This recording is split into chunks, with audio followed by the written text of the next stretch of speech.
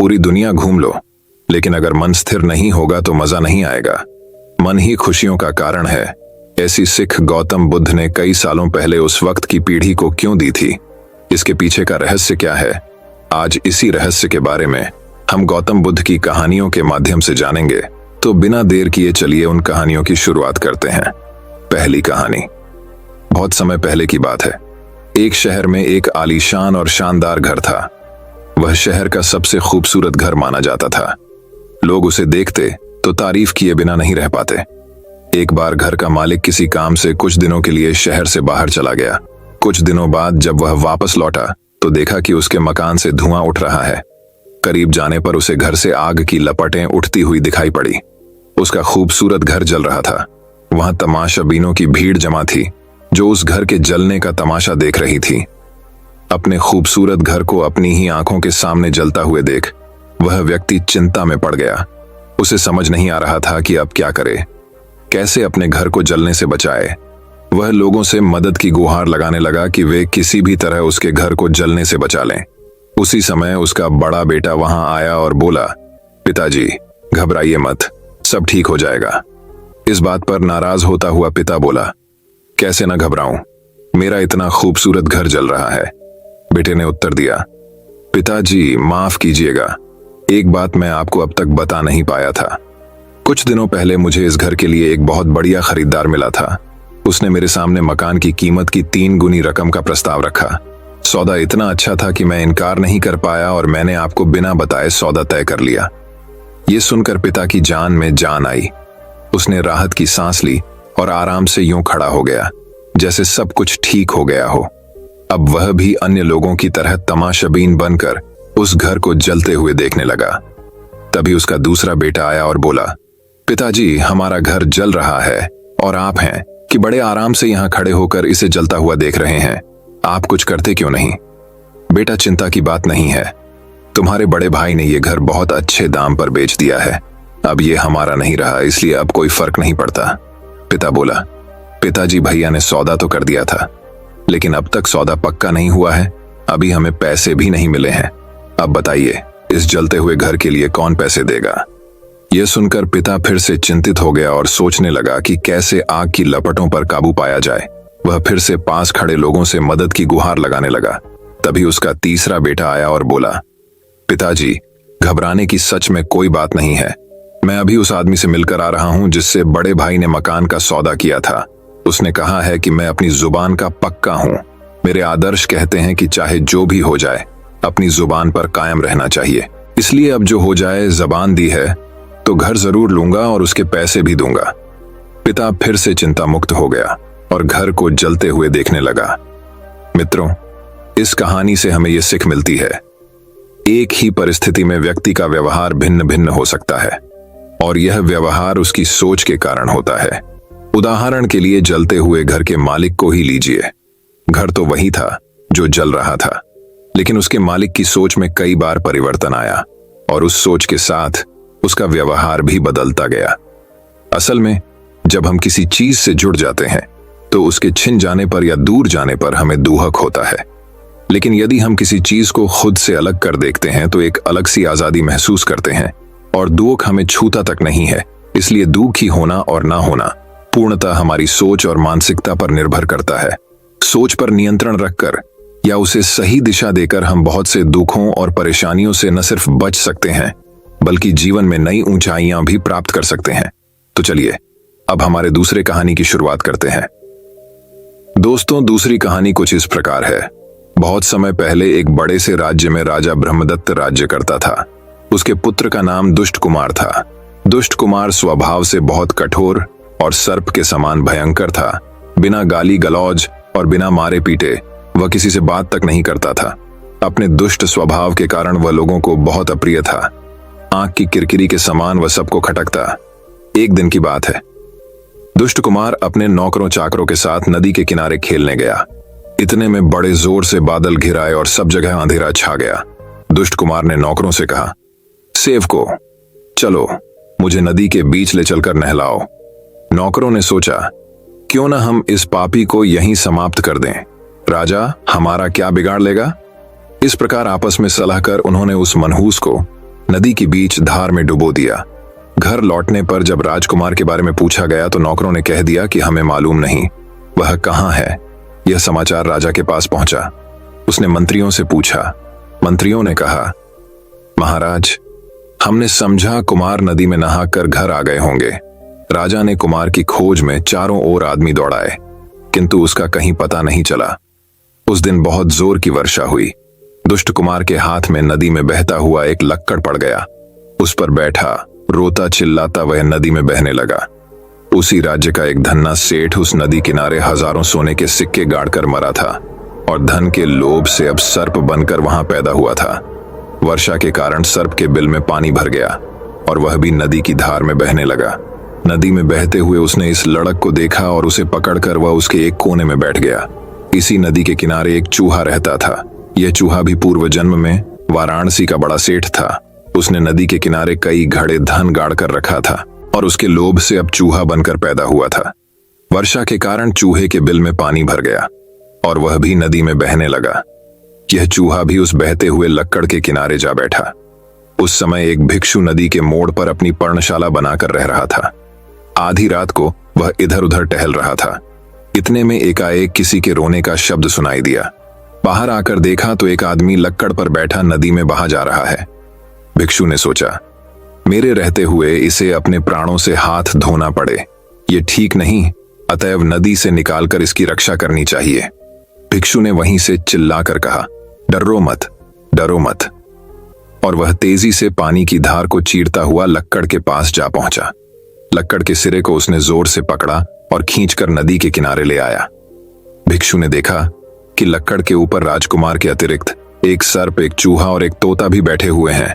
उन्हें उठाकर वह अपनी कुटिया में ले आया। उसने आग जलाई और उनकी परिचर्या में लग गया।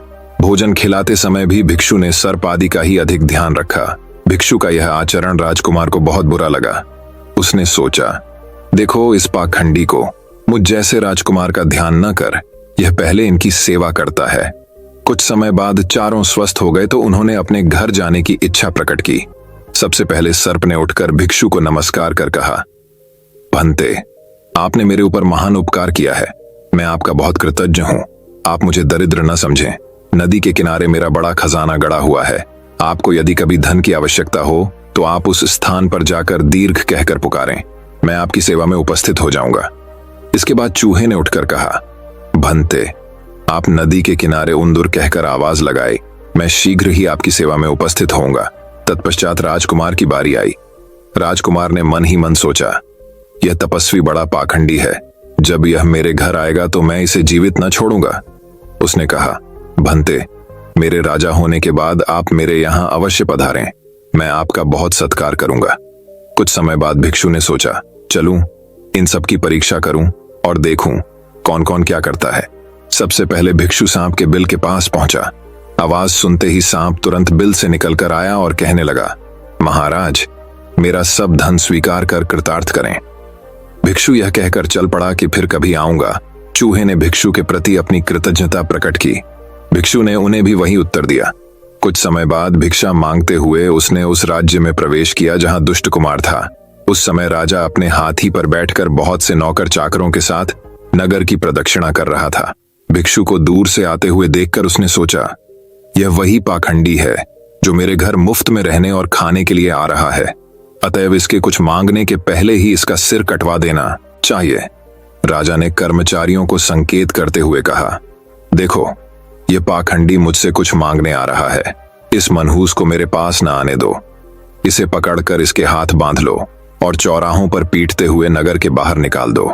इसके बाद सिर काटकर धड़ को सूली पर लटका दो। राजा की आज्ञा पाते ही कर्मचारियों ने भिक्षु को पकड़ लिया और मारने के लिए ले चले। भिक्षु सोचता हुआ जा रहा था, कुछ लोग ऐसे होते हैं जिनकी पानी से रक्षा करने की अपेक्षा लकड़ी के लट्ठे की रक्षा करना ही अच्छा है। इस कहानी से हमें यह शिक्षा मिलती है। महंत भिक्षु ने दुष्ट कुमार की जान बचाई और समय आने पर उस दुष्ट राजकुमार ने अपनी जान बचाने वाली की जान लेने की कोशिश की। दुष्ट प्रवृत्ति का व्यक्ति सर्प से अधिक खतरनाक होता है। जब कभी आपको चुनाव करना हो तो ध्यान रखें, एक दुष्ट व्यक्ति की सहायता करने से अच्छा है किसी सर्प की सहायता की जाए। कम से कम वह एहसानमंद तो होगा। तो दोस्तों, चलिए अब तीसरी कहानी की शुरुआत करते हैं। तीसरी कहानी। भाग्य का लिखा कभी नहीं मिटता। किसी गांव में एक बहुत ही ज्ञानी पंडित रहता था। एक दिन वह अपने बचपन के दोस्त से मिलने के लिए दूसरे गांव में जा रहा था। उसका वह दोस्त बचपन से ही गूंगा और एक पैर से अपाहिज था। उस पंडित के गांव से उसके दोस्त का घर काफी दूर था। वहां जाने के लिए बीच बीच में कई सारे छोटे छोटे गांव पड़ते थे। पंडित रास्ते में अपनी धुन में चला जा रहा था। चलते चलते उसकी मुलाकात एक व्यक्ति से होती है। वह भी पंडित के साथ चलने लगता है। उस आदमी को देखकर पंडित बहुत खुश हो जाता है। उसने सोचा, चलो अच्छा हुआ, साथ साथ चलने से उसका सफर आसानी से कट जाएगा। बात की शुरुआत करने के लिए उस पंडित ने उस व्यक्ति से उसका नाम पूछा तो उसने अपना नाम धर्मराज बताया। पंडित को यह नाम कुछ अजीब सा लगा, लेकिन उसने नाम के विषय में कुछ और पूछना उचित नहीं समझा। दोनों धीरे धीरे साथ में चल रहे थे। तभी रास्ते में एक गांव आता है। गांव का प्रवेश द्वार आते ही धर्मराज ने पंडित से कहा, तुम आगे चलो, मुझे इस गांव में एक काम है, मैं तुमसे आगे मिलता हूं। पंडित ने कहा, ठीक है। वह आगे रिश्ते में चल देता है। कुछ देर बाद उस गांव में खबर फैली कि एक व्यक्ति को सांड ने अपनी सींग में फंसाकर मार दिया है। जैसे ही सांड ने उस व्यक्ति को मारा, ठीक कुछ ही देर में धर्मराज पंडित के पास आ गया। फिर दोनों चलना शुरू कर देते हैं और चलते चलते एक दूसरे गांव के द्वार पर पहुंच जाते हैं। उस गांव के बाहर एक बड़ा और विशाल मंदिर बना हुआ था। वहां पर आराम करने की सुविधा काफी बढ़िया लग रही थी। पंडित के दोस्त का घर अभी वहां से बहुत दूर था और रात भी होने वाली थी। तो पंडित ने धर्मराज से कहा, रात होने वाली है, पूरे दिन चलते चलते थक भी चुके हैं और भूख भी लग रही है, तो यहाँ पर भोजन करके यहीं पर हम विश्राम कर लेते हैं, फिर सुबह के समय आराम से आगे की यात्रा जारी करेंगे। धर्मराज ने कहा, ठीक है, मुझे इस गांव में किसी को कुछ जरूरी सामान देने जाना है, तुम भोजन करके आराम करो, मैं बाद में आकर भोजन कर लूंगा। इतना कहकर वह वहां से चला जाता है। लेकिन उसके जाते ही कुछ ही देर बाद धुआं उठता हुआ दिखाई देता है और देखते ही देखते पूरे गांव में आग लग जाती है। पंडित ने हैरानी से सोचा कि यह धर्मराज जहां भी जाता है वहां कोई ना कोई अनहोनी जरूर हो जाती है, कुछ तो गड़बड़ है इस व्यक्ति में। लेकिन पंडित ने रात्रि में धर्मराज से कुछ भी पूछना उचित नहीं समझा। सुबह होते ही दोनों फिर से अपनी यात्रा शुरू कर देते हैं। कुछ देर चलने के बाद रास्ते में फिर से एक गांव आता है। धर्मराज ने फिर पंडित से कहा, आप आगे चलिए, मुझे इस गांव में अपने मित्र से मिलने जाना है, मैं अपने दोस्त से मिलने के बाद आगे रास्ते में मिलूंगा। यह कहकर धर्मराज वहां से चला गया। लेकिन पंडित इस बार आगे नहीं गया। वहीं खड़ा होकर धर्मराज को देखता रहा कि वह कहां जा रहा है और क्या करता है। तभी थोड़ी देर बाद लोगों की आवाज सुनाई देने लगी कि एक व्यक्ति को सांप ने काट लिया है और उसकी मृत्यु हो गई है। ठीक उसी समय धर्मराज फिर पंडित के पास पहुंच गया। लेकिन इस बार पंडित से रहा नहीं गया और उसने धर्मराज से पूछ ही लिया कि तुम जिस भी गांव में जाते हो वहां कोई ना कोई अनहोनी जरूर हो जाती है, क्या तुम मुझे बता सकते हो, यह ऐसा क्यों हो रहा है? धर्मराज ने कहा, पंडित जी, आप तो मुझे बहुत ज्ञानी मालूम पड़े थे, इसीलिए मैं आपके साथ चलने लगा था, क्योंकि ज्ञानियों का साथ बहुत अच्छा होता है, परंतु आप अभी तक समझ नहीं पाए कि मैं कौन हूं। पंडित ने कहा, मैं समझ गया हूं, लेकिन मुझे कुछ शंका है। अगर आप ही अपना उपयुक्त परिचय दे दें तो मेरे लिए आसानी होगी। तब धर्मराज ने जवाब दिया कि मैं यमदूत हैं और यमराज की आज्ञा से उन लोगों के प्राण हरण करता हूं जिनकी उम्र पूरी हो चुकी है। हालांकि पंडित को पहले से ही इस बात की आशंका थी, फिर भी धर्मराज के मुंह से ये बातें सुनकर वह घबरा गया। लेकिन वह हिम्मत करके पूछता है कि अगर तुम सच में यमदूत हो तो मुझे बताओ, अगली मृत्यु किसकी है? धर्मराज ने जवाब दिया, अगली मृत्यु तुम्हारे उसी मित्र की है जिससे तुम मिलने जा रहे हो, और उसकी मृत्यु का कारण भी तुम ही बनोगे। ये बात सुनकर पंडित सहम गया और सोच में पड़ गया कि अगर सच में यह धर्मराज यमदूत हुआ तो उसकी बात भी सच होगी और उसके कारण मेरे बचपन के सबसे अच्छे मित्र की मृत्यु हो जाएगी। तो सबसे अच्छा तो यही होगा कि मैं अपने मित्र से मिलने ही ना जाऊं, कम से कम मैं उसकी मृत्यु का कारण तो नहीं बनूंगा।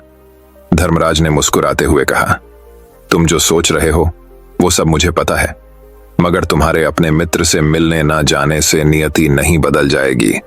तुम्हारे मित्र की मृत्यु तो निश्चित है और वह अगले कुछ ही पलों में घटित होने वाली है। महाकाल के मुंह से ऐसी बातें सुनकर पंडित को झटका लगा, क्योंकि महाकाल ने पंडित के मन की बातें पढ़ ली थी, जो कि एक सामान्य व्यक्ति के लिए संभव नहीं है। अब पंडित को विश्वास हो गया कि यह धर्मराज सचमुच में यमदूत ही हैं। जब पंडित को यह पूर्ण विश्वास हो गया कि धर्मराज जी यमदूत हैं तो वह घबरा गया। वह अपने मित्र की मृत्यु का कारण नहीं बनना चाहता था, इसलिए वह पलटकर अपने गांव की तरफ वापस जाने लगा। लेकिन जैसे ही पंडित वापस जाने के लिए मुड़ा, उसने देखा कि उसका मित्र तेजी से उसकी तरफ चला आ रहा है, जो कि पंडित को देखकर अत्यंत प्रसन्न दिखाई पड़ रहा था। अपने मित्र के आने की गति को देखकर पंडित को ऐसा लगा कि जैसे उसका मित्र काफी देर से उसका ही पीछा कर रहा है। लेकिन वह बचपन से ही गूंगा था और एक पैर से लंगड़ा भी था, इसलिए ना तो वह पंडित को आवाज देकर रोक पाया था और ना ही उस तक पहुंच पा रहा था। लेकिन जैसे ही वह पंडित के पास पहुंचा, अचानक ही जमीन पर गिर पड़ा और उसकी मृत्यु हो गई। पंडित हक्का बक्का होकर धर्मराज की ओर देखने लगा, जैसे कि वह पूछना चाह रहा हो कि आखिर क्या हुआ। धर्मराज पंडित के मन में उठ रहे प्रश्नों को समझ गया और बोला, तुम्हारे मित्र ने पिछले गांव में ही तुम्हें देख लिया था और वे वहीं से ही तुम्हारा पीछा कर रहा था, लेकिन गूंगा और लंगड़ा होने की वजह से वह तुम तक नहीं पहुंच पाया। उसने अपनी पूरी ताकत लगाकर तुम तक पहुंचने का प्रयास किया, लेकिन बुढ़ापे में बचपन जैसी ताकत नहीं होती, इसलिए हार्ट अटैक होने के कारण उसकी मृत्यु हो गई। क्योंकि वह तुमसे मिलने के लिए अपनी सीमाओं को तोड़कर तुम्हारे पीछे भाग रहा था, इसलिए अपने मित्र की मृत्यु का कारण भी तुम ही कहलाओगे। अब पंडित को पूर्णतः विश्वास हो गया था कि धर्मराज एक यमदूत है और उसका कार्य जीवों के प्राण हरना है। लेकिन पंडित एक ज्ञानी व्यक्ति था, वह यह भी जानता था कि मृत्यु पर किसी का वश नहीं है, सबको एक ना एक दिन मरना ही है। यही सोचकर उसने अपने आप को संभाल लिया। लेकिन अचानक ही पंडित के मन में अपनी मृत्यु के बारे में जानने की इच्छा हुई, इसलिए उसने धर्मराज से पूछा कि जब मृत्यु मेरे दोस्त की होनी थी तो तुम शुरू से ही मेरे साथ क्यों चल रहे थे। यह प्रश्न सुनकर धर्मराज जोर से हंसा और बोला, मैं तो हर पल हर क्षण सभी के साथ चलता हूं, किंतु लोग पहचान नहीं पाते, क्योंकि लोगों के पास अपनी समस्याओं के अलावा किसी और व्यक्ति, वस्तु या घटना के बारे में सोचने का वक्त नहीं है, समझने या उसे देखने का समय ही नहीं होता। पंडित ने कहा, तो क्या तुम ये बता सकते हो कि मेरी मृत्यु कब, कहां और कैसे होगी। महाकाल ने कहा, हालांकि किसी भी सामान्य जीव के लिए अपनी मृत्यु के बारे में जानना ठीक नहीं है, क्योंकि कोई भी जीव हो वो अपनी मृत्यु के बारे में जानकर बहुत दुखी हो जाता है। हालांकि तुम जानी व्यक्ति मालूम पड़ते हो और तुमने जिस तरीके से अपने मित्र की मृत्यु को सहन कर लिया है, उसे देखकर लगता है कि तुम अपनी मृत्यु के बारे में जानकर भी दुखी नहीं होंगे। तो तुम्हारी मृत्यु आज से ठीक 6 महीने बाद आज ही के दिन किसी दूसरे राज्य में फांसी लगने से होगी। और सबसे हैरानी की बात तो ये होगी कि तुम स्वयं ही खुशी से उस फांसी को स्वीकार कर लोगे। इतना कहकर धर्मराज वहां से चला गया, क्योंकि अब धर्मराज के पास पंडित के साथ चलते रहने का कोई कारण न था। इसके बाद पंडित ने अपने मित्र के शरीर का अंतिम संस्कार किया और यथाशक्ति उसके क्रियाकर्म करके अपने गांव वापस आ गया। लेकिन कोई व्यक्ति कितना भी ज्ञानी क्यों ना हो, अपनी मृत्यु के बारे में जानकर दुखी तो होता ही है और मृत्यु से बचने का कोई ना कोई उपाय भी खोजता है। तो पंडित ने भी वही किया। क्योंकि पंडित विद्वान था, इसलिए उसकी पहचान उस राज्य के राजा तक थी। पंडित ने सोचा कि राजा के पास तो कई सारे ज्ञानी मंत्री हैं, वो मेरी मृत्यु से संबंधित समस्या का कोई न कोई समाधान निकाल ही लेंगे। पंडित यही सब सोचता हुआ राज दरबार में पहुंच जाता है और राजा सारी घटना के बारे में बताता है। राजा ने अपने मंत्रियों को सारी समस्या बताई और उनसे सलाह मांगी। अंत में सभी ने विचार विमर्श करके कहा, अगर पंडित की बात सही है तो उसकी मृत्यु भी 6 महीने बाद ही होगी। लेकिन मृत्यु तो तब होगी जब वह किसी दूसरे राज्य में जाएगा। यदि वह किसी दूसरे राज्य में जाए ही ना तो मृत्यु ही नहीं होगी। मंत्रियों की यह सलाह राजा को भी सही लगी। इसके बाद पंडित के रहने की सारी व्यवस्था महल में ही कर दी गई और राजा के आदेश के बिना उस पंडित से किसी को भी नहीं मिलने दिया जाता था। लेकिन पंडित कहीं भी आ जा सकता था, ताकि पंडित को ये ना लगे कि वो राजा की कैद में है। परंतु पंडित डर के मारे स्वयं ही कहीं आता जाता नहीं था। धीरे धीरे महीने गुजरे गए और पंडित की मृत्यु का समय नजदीक आने लगा और अंततः वह भी दिन आ गया जिस दिन पंडित की मृत्यु होनी थी। तो जिस दिन पंडित की मृत्यु होनी थी उसकी एक रात पहले पंडित डर के मारे जल्दी ही सो गया, ताकि जल्दी से वह रात बीत जाए और अगला दिन आ जाए ताकि मृत्यु टल सके। लेकिन पंडित को नींद में चलने की बीमारी थी और अपनी इस बीमारी के बारे में वह स्वयं ही नहीं जानता था। तो फिर राजा, मंत्री या किसी वैद्य को इसके बारे में बताने का कोई प्रश्न ही नहीं उठता। पंडित अपनी मृत्यु को लेकर बहुत चिंतित था। वह पिछले कई दिनों से ठीक से सो भी नहीं पा रहा था, और नींद में चलने की बीमारी भी तभी होती है जब व्यक्ति ठीक से सो नहीं पा रहा हो। तो उस रात भी पंडित को नींद में चलने का दौरा पड़ा। वह उठा और महल से निकलकर अस्तबल में गया। क्योंकि पंडित राजा का खास मेहमान था, इसलिए किसी भी पहरेदार ने उसे नहीं रोका और ना ही किसी तरह की कोई पूछताछ की। अस्तबल में पहुंचकर वह सबसे तेज चलने वाले घोड़े की पीठ पर सवार होकर नींद में ही अपने राज्य की सीमा से बाहर दूसरे पड़ोसी राज्य में चला गया। इतना ही नहीं, वह दूसरे राज्य के राजा के महल में पहुंचा। उस महल के पहरेदारों ने भी उसे नहीं रोका और न ही कोई पूछताछ की। सभी लोग रात्रि का अंतिम प्रहार होने के कारण गहरी नींद में थे। वह पंडित सीधे राजा के सैन्य कक्ष में पहुंचा, जहां राजा और रानी सो रहे थे। वह पंडित वहीं जाकर सो गया। सुबह हुई तो राजा ने पंडित को रानी के बगल में सोया हुआ देखा तो है बहुत क्रोधित हो गया। राजा ने पंडित को कैद करने का आदेश दे दिया। पंडित गिरफ्तार हो गया, लेकिन पंडित तो भौंचक्का था। उसे तो कुछ समझ नहीं आ रहा था कि आखिर वह दूसरे राज्य में और राजा के सैन्य में कैसे पहुंचा। लेकिन वहां उसकी ये सब सुनने वाला कोई नहीं था। राजा ने पंडित को दरबार में पेश करने का आदेश दिया। कुछ देर बाद उस पंडित को दरबार में लाया गया। पंडित को देखते ही राजा इतना आग बबूला हो गया कि उसे फांसी पर चढ़ा देने का हुक्म सुना दिया। फांसी की सजा सुनकर पंडित कांप गया, लेकिन फिर भी थोड़ी सी हिम्मत जुटाकर राजा से बोला, महाराज, मैं नहीं जानता कि मैं राजमहल तक कैसे पहुंचा। मैं यह भी नहीं जानता हूं कि आपके सैन्य कक्ष तक में कैसे आया, और आपके महल के किसी पहरेदार या सैनिक ने मुझे रोका क्यों नहीं। लेकिन मैं इतना जरूर जानता हूं कि आज मेरी मृत्यु होनी थी, और वो होनी भी जा रही है। राजा को यह बात थोड़ी अजीब लगी। उसने पंडित से पूछा, तुम्हें कैसे पता कि आज तुम्हारी मृत्यु होनी है। राजा के इस प्रश्न के जवाब में पंडित ने पिछले 6 महीने की सारी घटना सुना दी।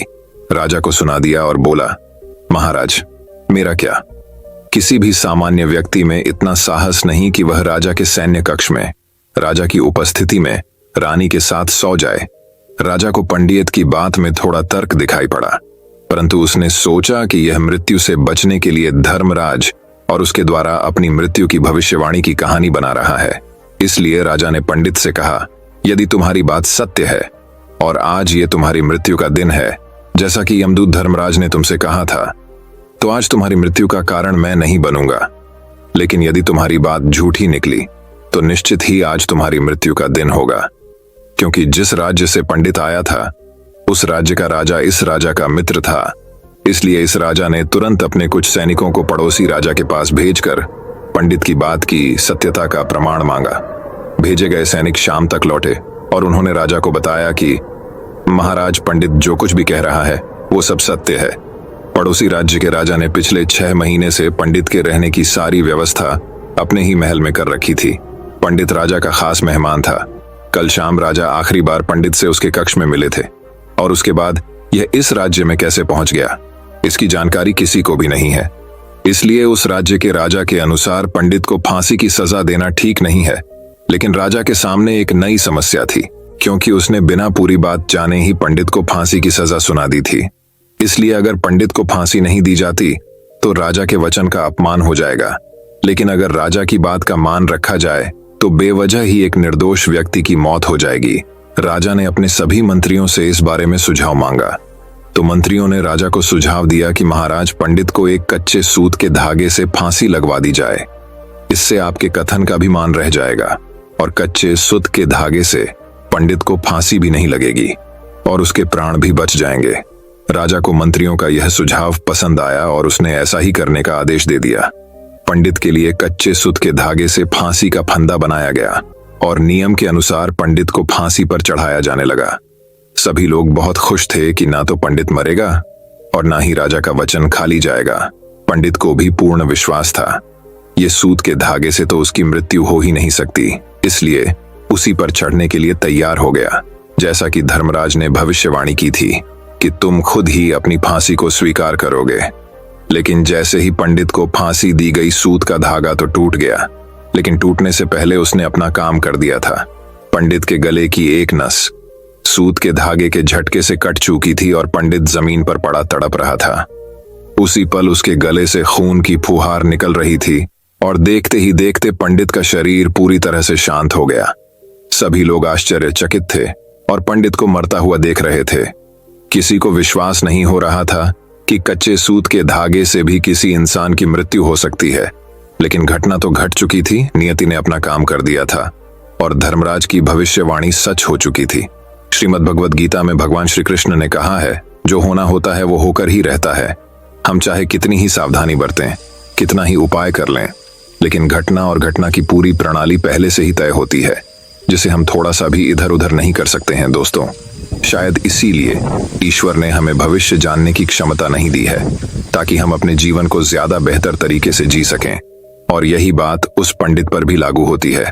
अगर पंडित ने महाकाल से अपनी मृत्यु के बारे में ना पूछा होता तो 6 महीने तक राजा के महल में कैद रहकर डर डर कर जीने की बजाय ज्यादा बेहतर जीवन जीता। तो दोस्तों, उम्मीद करता हूं आपको इस कहानी से एक अच्छी सीख मिली होगी।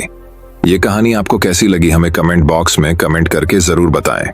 तो दोस्तों, चलिए अब चौथे कहानी की शुरुआत करते हैं। चौथी कहानी, एक व्यक्ति काफी समय से परेशान था, जिसके कारण वह बहुत चिड़चिड़ा और तनाव में रहने लगा। वह इस बात से परेशान था कि उसे घर का सारा खर्च उठाना पड़ रहा था। पूरे परिवार की जिम्मेदारी उसी पर है। उसके यहाँ कोई न कोई रिश्तेदार आता जाता रहता है। इन्हीं बातों को सोच सोच कर वह बहुत परेशान रहता था। इसी मानसिक तनाव के कारण वह अक्सर बच्चों को डांटते रहते हैं। उसका अपनी पत्नी से ज्यादातर किसी न किसी बात पर झगड़ा होता रहता था। एक दिन उसका बेटा उसके पास आया और बोला, पापा, मेरे स्कूल का होमवर्क करवा दो। वह व्यक्ति पहले से ही तनाव में था, इसलिए उसने अपने बेटे को डांटकर भगा दिया। लेकिन जब थोड़ी देर बाद उसका गुस्सा शांत हुआ तो वह बेटे के पास गया। उसने देखा कि बेटा सो रहा था और उसके हाथ में उसकी होमवर्क कॉपी थी। उसने कॉपी देखी और जैसे ही उसने कॉपी नीचे रखी, उसकी नजर होमवर्क के शीर्षक पर पड़ी। होमवर्क का शीर्षक वह था जो हमें पहले पसंद नहीं था, लेकिन बाद में वह अच्छा निकला। बच्चे को एक लिखना था। इस शीर्षक पर अनुच्छेद उसने क्या लिखा?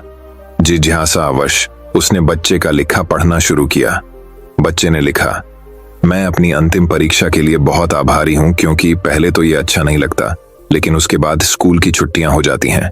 इसके लिए मैं आपका बहुत बेहद धन्यवाद करता हूं।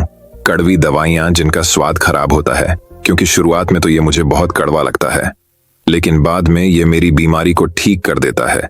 मुझे सुबह जगाने के लिए मैं उस अलार्म घड़ी को धन्यवाद देता हूँ। वह हर सुबह मुझे बताता है कि मैं जीवित हूँ। मैं भगवान को भी धन्यवाद देता हूँ, जिन्होंने मुझे इतना अच्छा पिता दिया, क्योंकि शुरू में मुझे उनकी डांट बुरी लगती थी, लेकिन वह मेरे लिए खिलौने लाते थे, मुझे घुमाने ले जाते थे और अच्छी चीजें खिलाते थे। और मुझे खुशी है कि मेरे पास पिता हैं, क्योंकि मेरे दोस्त सोहन के पिता नहीं हैं। बच्चे का होमवर्क पढ़ने के बाद वह व्यक्ति उठा तो अचानक उसका मन बदल गया। बच्चे द्वारा लिखे गए शब्द उसके दिमाग में बार बार घूम रहे थे। खासकर उसकी आखिरी पंक्ति ने उसकी नींद उड़ा दी। फिर वह व्यक्ति चुपचाप बैठ गया और उसने उसकी परेशानियों के बारे में लिखना शुरू कर दिया। मुझे घर के सभी खर्चों का ध्यान रखना है। इसका मतलब है कि मेरे पास एक घर है और भगवान की कृपा से मैं उन लोगों से बेहतर स्थिति में हूं जिनके पास घर नहीं है। मुझे पूरे परिवार की जिम्मेदारी उठानी पड़ती है। इसका मतलब है कि मेरा एक परिवार, एक पत्नी और बच्चे हैं, और भगवान की कृपा से मैं उन लोगों से अधिक भाग्यशाली हूं जिनके पास परिवार नहीं है और वह दुनिया में बिल्कुल अकेले हैं। कोई न कोई दोस्त या रिश्तेदार मेरे घर आते रहते हैं। इसका मतलब है कि मेरी एक सामाजिक प्रतिष्ठा है और मेरे पास मेरे सुख दुख बांटने के लिए लोग हैं।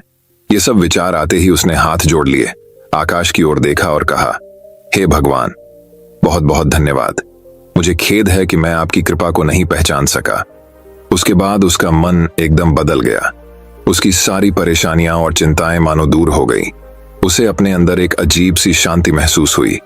वह दौड़कर अपने बेटे के पास गया और सोते हुए बेटे को अपनी बाहों में ले लिया और उसका माथा चूम लिया और अपने बेटे और भगवान को धन्यवाद देने लगे। हमारे जीवन में जो भी समस्याएं हैं, जब तक हम उन्हें नकारात्मक दृष्टि से देखते रहेंगे, तब तक हम मुसीबत में रहेंगे। और जैसे ही हम उन चीजों को सकारात्मक दृष्टिकोण से देखना शुरू करते हैं, हमारा मन एकदम बदल जाएगा। हमारी सारी चिंताएं, सारी परेशानियां, सारे तनाव तुरंत खत्म हो जाएंगे और हम मुसीबत से बाहर निकलने के नए रास्ते देखना शुरू कर देंगे। किसी ने क्या सुंदर शब्द कहे हैं, जो लोग फूल देखना चाहते हैं उनके लिए हमेशा फूल होते। महाभारत के एक संवाद में मृत्यु के बाद सबसे बड़े दानवीर कर्ण की आत्मा ने भगवान कृष्ण से पूछा कि मेरी मां ने मुझे जन्म के समय छोड़ दिया था, क्या यह मेरा पाप था कि मैंने एक नाजायज संतान के रूप में जन्म लिया? द्रोणाचार्य ने मुझे शिक्षा देने से इनकार कर दिया क्योंकि वह मुझे क्षत्रिय नहीं मानते थे, क्या यह मेरी गलती थी? परशुराम ने मुझे शिक्षा दी और सभी ने मुझे श्राप दिया कि मैं अपनी शिक्षा भूल जाऊंगा क्योंकि वह मुझे क्षत्रिय मानते थे। गलती से एक गाय मेरे तीर के रास्ते में आ गई और मर गई और मुझे गांव के लोगों का श्राप मिला।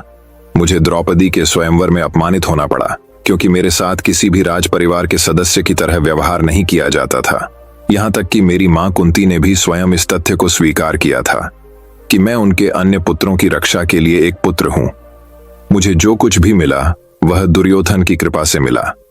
तो क्या यह गलत है कि मैं दुर्योधन के प्रति अपनी वफादारी का ऋणी हूं? श्री कृष्ण मंद मुस्कान के साथ बोले, कर्ण, मैं पैदा होने से पहले जेल में पैदा हुआ था। मेरी मौत कंस मामा के रूप में मेरा इंतजार कर रही थी। जिस रात मैं पैदा हुआ उसी रात मैं अपने माता पिता से अलग हो गया था। तुम्हारा बचपन घोड़ों की हिनहिनाहट और धनुष बाणों वाले रथों की छाया में व्यतीत हुआ। मैंने बचपन में गायें चुराई और गोबर उठाया। जब मैं चल भी नहीं पाता था मुझ पर कहीं कहीं जानलेवा हमले होते थे। न सेना, न शिक्षा, न गुरुकुल और न महल। मेरे मामा मुझे सबसे बड़ा शत्रु मानते थे। जब आप सबकी प्रशंसा होती थी आपकी बहादुरी के लिए आपके शिक्षक और समाज से, उस समय मेरी शिक्षा भी नहीं हुई थी। बहुत समय बाद मुझे आर्षि सांदीपनि के आश्रम में जाने का अवसर मिला। कम से कम आपको अपनी पसंद की लड़की से शादी करने का मौका तो मिला। वो राधा भी न मिली जो मेरे प्राणों में बसती थी। मुझे इसे छोड़ना पड़ा। मुझे उन राजनीतिक कारणों से या उन महिलाओं के साथ कई शादियां करनी पड़ी जिन्हें मैंने राक्षसों से मुक्त कराया था।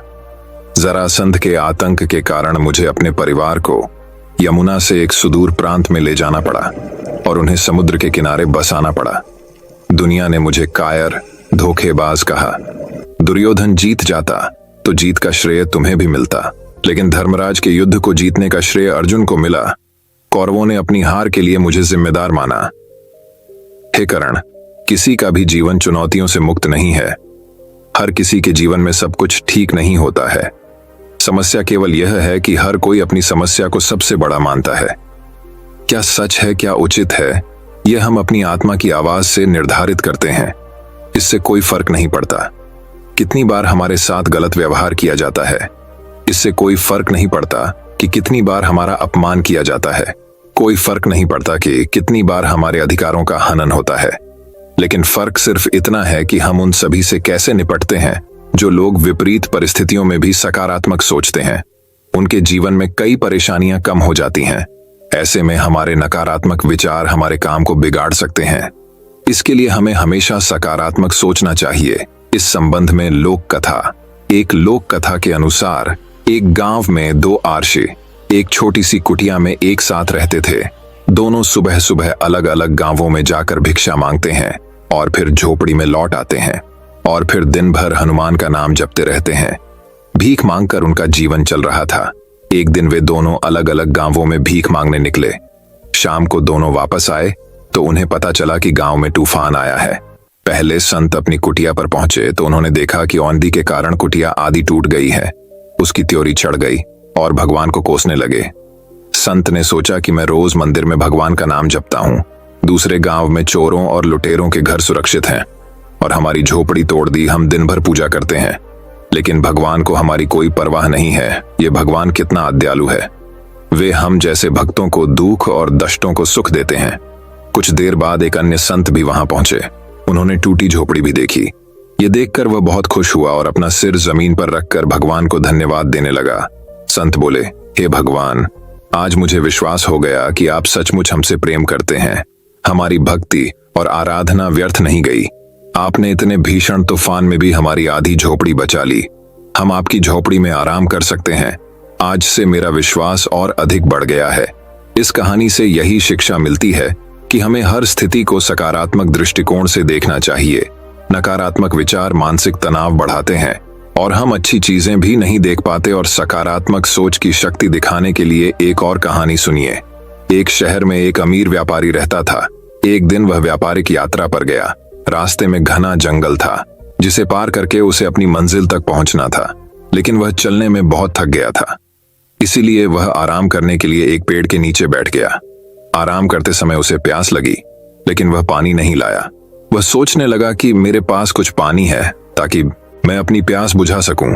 जैसे ही उसने ऐसा सोचा तभी एक चमत्कार हुआ और पानी से भरा एक घड़ा उसके सामने प्रकट हो गया। उसके बाद उसने पानी से अपनी प्यास बुझाई। कुछ देर बाद उसे भूख लग गई, लेकिन उसके पास खाना नहीं था। उसने खुद से कहा कि कितना अच्छा होगा अगर मुझे एक प्लेट में स्वादिष्ट भोजन मिल जाए तो मेरी भूख खत्म हो जाएगी। बात करते समय उसके साथ फिर से चमत्कार हुआ और विभिन्न व्यंजनों से भरी थाली सामने आ जाएगी। उसने पेट भर खाना खाया और फिर सो गया। उसने अपने मन से कहा कि मैं इस पथरीली जमीन पर कैसे सोऊंगा। काश कोई नरम बिस्तर होता। पलक झपकते ही एक आरामदायक बिस्तर उसके सामने आ गया। वह उस बिस्तर पर लेट गया।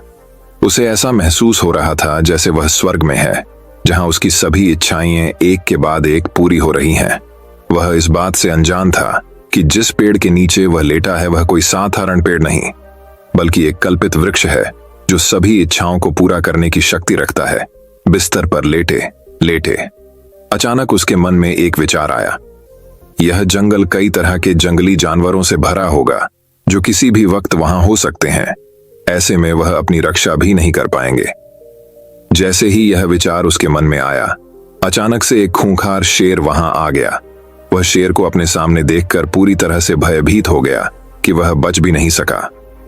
शेर ने उस पर हमला किया और उसे मारकर खा गया। इस प्रकार एक नकारात्मक विचार ने उसकी जान ले ली।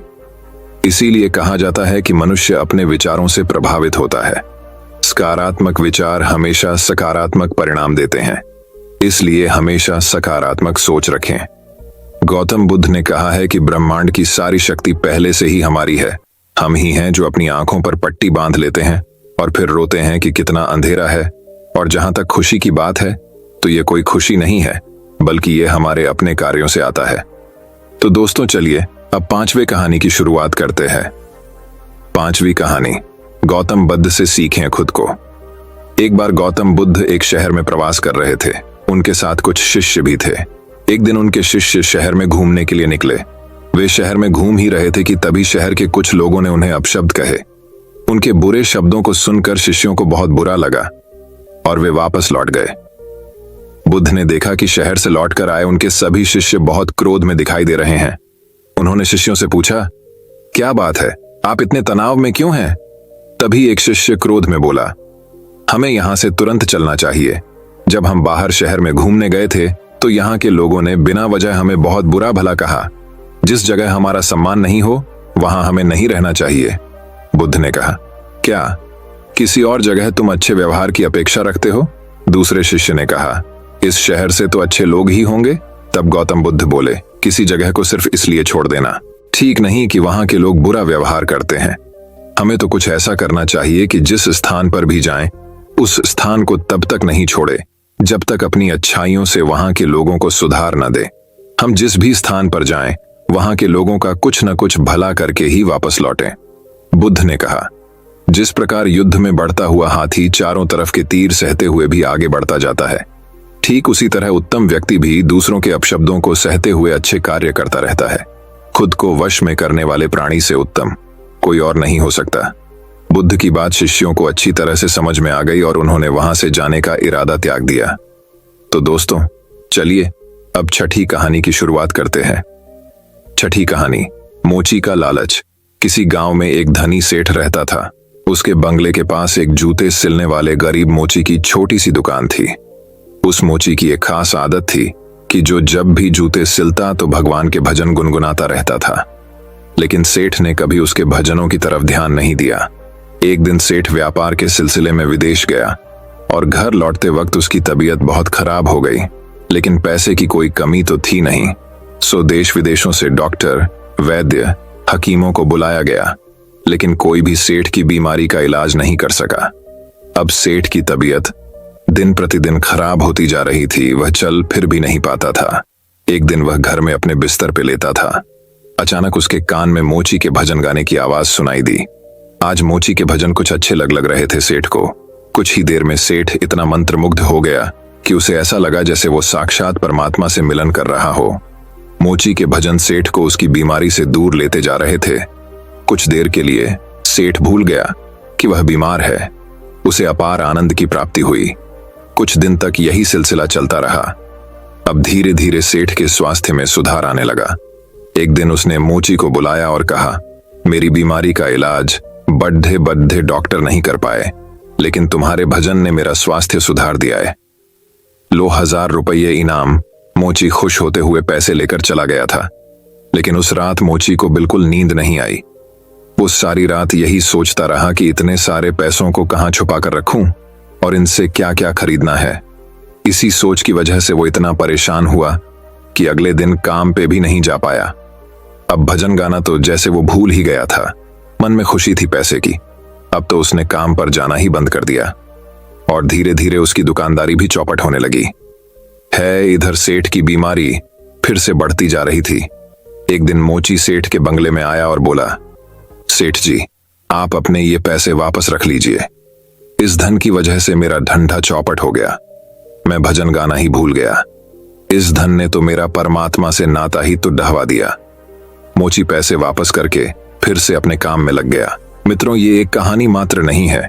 ये एक सीख है कि किस तरह हम पैसों का लालच हमको अपनों से दूर ले जाता है। हम भूल जाते हैं कि कोई ऐसी शक्ति भी है जिसने हमें बनाया है। आज के माहौल में ये सब बहुत देखते को मिलता है। लोग 24 घंटे सिर्फ जॉब की बात करते हैं, बिजनेस की बात करते हैं, पैसों की बात करते हैं। हालांकि धन जीवन यापन के लिए बहुत जरूरी है, लेकिन उसके लिए अपने अस्तित्व को भूल जाना मूर्खता ही है। आप खूब पैसा कमाइए, लेकिन साथ ही साथ अपने माता पिता की सेवा करिए, दूसरों के हित की बातें सोचिए और भगवान का स्मरण करिए। यही इस कहानी की शिक्षा है। दोस्तों, मैं उम्मीद करता हूं कि यह कहानी सुनने से आपके जीवन में अच्छे बदलाव आए होंगे। आपको इस वीडियो से क्या सीखने मिला, ये कमेंट करके जरूर बताइए। और अपने परिवार, दोस्तों या आपके करीबी इंसान के साथ ये कहानी शेयर करके उन्हें भी इस ज्ञान से परिचित करवाए। बाकी अगर आपको ये वीडियो दिल से अच्छी लगी हो तभी इस वीडियो को लाइक कर देना, और आपने अब तक इस चैनल को सब्सक्राइब न किया हो तो चैनल को सब्सक्राइब भी जरूर कर देना। आपका हर दिन शुभ हो और खुशियों से आपका जीवन भरा रहे। धन्यवाद। नमो बुद्धाय।